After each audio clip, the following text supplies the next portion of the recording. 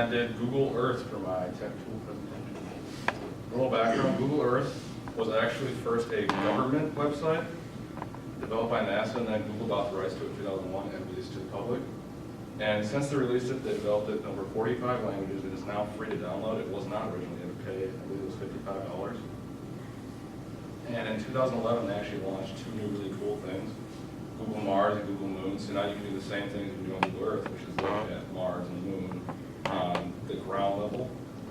And they also have several other activities. There's a flight simulator. You can fly like 6 different planes anywhere in the world. And you can also do a C4 tour, so they'll lower you to the ground of like the Pacific Ocean or Atlantic, and you can like tool around basically and bottom. So it's pretty cool. And a couple of uses. In like geography classes, instead of having to file through a bunch of maps, students can now flip from America to China, like flick the mouse. Many school districts, like Sean said, are converting to iPads and tablets, and Google Earth can actually be downloaded on them, and students can have the entire world at their fingertips to look at, so they can zoom in on anything they want. And also with history class geography classes, you can look at how the Earth was 20,000 years ago, 2 million years ago, however far. I believe it goes all the way back to 20 million.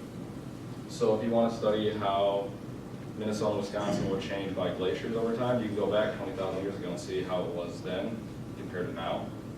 And then also it helps students learn latitude and longitude. It forces you, when you are looking for a specific location, to see the latitude and longitude spot. So like here would be like 43.5 degrees north. So it forces you to learn about that, which a lot of students don't learn that in classes.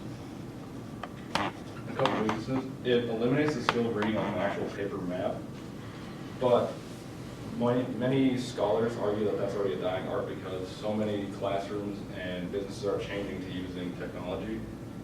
And if you start using it without going through the actual tutorial, it's kind of hard to learn how to navigate around the world. It'll just start zooming to like random countries and you won't know where you're going.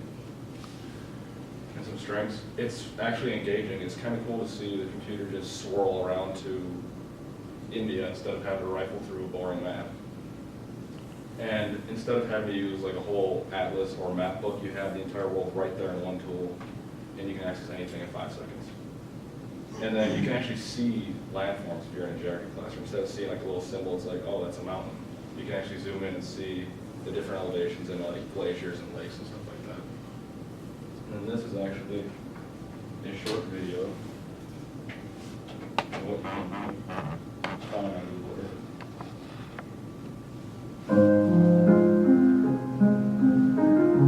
Mr. Thief.